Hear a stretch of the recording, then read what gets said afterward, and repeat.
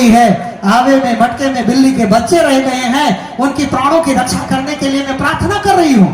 तो प्रहलाद कहता है प्रार्थना तो तुम मेरे पिताजी की करते होंगे, हिरण्यकश्यप की करते होंगे, क्योंकि आज का भगवान तो मेरा पिता है। नहीं, तेरे पिता से भी और कोई बड़ा पिता है जिसके नजरों में सारा संसार बसा हुआ है। वो जल में, नभ में, आग में रक्षा करता है, उसकी प्रार्थना कर रही हूं। तो प्रहलाद कहता है यही इसी स्थान पर, तो फिर तो तुम मेरे पिता के संविधान का उल्लंघन कर रही हो, राजद्रोह कर रही हो, फिर तो तुम हमारे शासन में रहकर हमारा अपमान कर रही हो।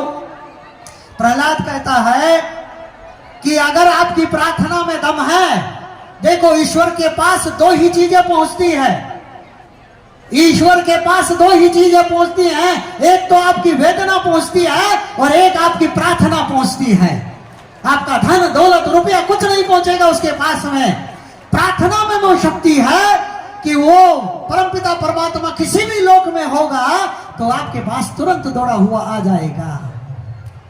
प्रहलाद कहता है अगर प्रार्थना में शक्ति है और बिल्ली के बच्चे बच जाते हैं तो मैं आज से आपको गुरु मान लूंगा और मेरे पिता के नाम का बहिष्कार करूंगा और मैं भी आपकी टोली में शामिल हो जाऊंगा। रात भर प्रहलाद यहाँ रहता है और जब सुबह होती है तो यहाँ पाताल की गंगा आ जाती है। बोलिए श्री बाई मात की।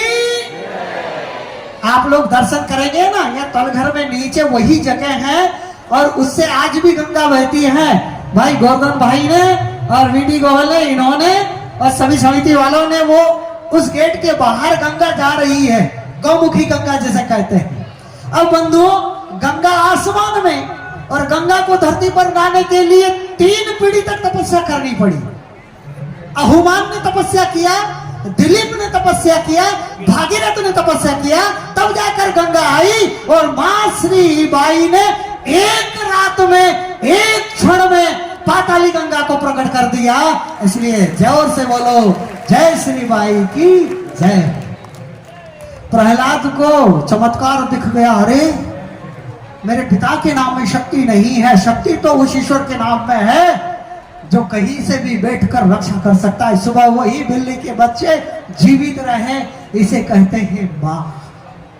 एक जीव की रक्षा करने के लिए उस महाबली के संविधान को ठुकरा दिया और हिरण्यकश्यप ने भी सुबह आकर मां के सिर चरणों में प्रणाम कर लिया और मां को कुछ नहीं कहा, मां को गुरु मान लिया।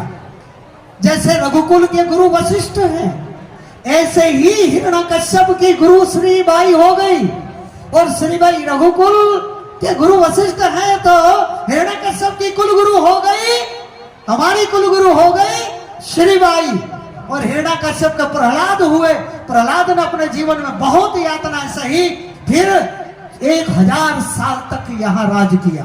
1000 साल तक प्रहलाद के विमोचन हुए और विमोचन ने भी कई हजार साल तक राज किया। विमोचन के हुए बलि, समुद्र मंथन के समय बलि हुए और बलि को शुक्राचार्य ने अपने अमृत कमंडल से जीवित करके फिर बलि ने 100 यज्ञ किए और स्वर्ग जाना चाहते थे, वो सूतल लोक चले गए। तो ऐसे श्रेष्ठ कुल की अगर कोई गुरु है तो वो है श्री बाई। तो बहुत कुछ न कहते हुए अब मैं मेरी बात कह दूंगा 2 मिनट में। मैं एक बाबा हूं, मैं क्या करता हूं? बाबाओं का काम है दान दक्षिणा लेना, आश्रम बनाना, है ना, भक्तों को, चेलों को बनाना। पैसे वाला चेला देखे तो आ जा बच्चा, आ जा। मैं वो नहीं करता। मैं पूरे भारत में जैसे आपका ये मंच है ना, ऐसे प्रजापति समाज के 1000 मंचों पे बोल चुका हूं। कितने? 1000 मंचों पे पूरे इंडिया में बोल चुका हूं। जो आपको कथा सुनाई वो पूरे भारत में सुना चुका, पूरे भारत में सुना चुका। और पूरे भारत में प्रजापति समाज के राष्ट्र लेवल के कितने 650 संगठन हैं। सबसे हाथ जोड़कर विनती की कि ऐसा करो, आप श्रीबाई का फोटो और दक्ष प्रजापति का फोटो अपने बैनर पोस्टर में लगाओ और प्रचार करो।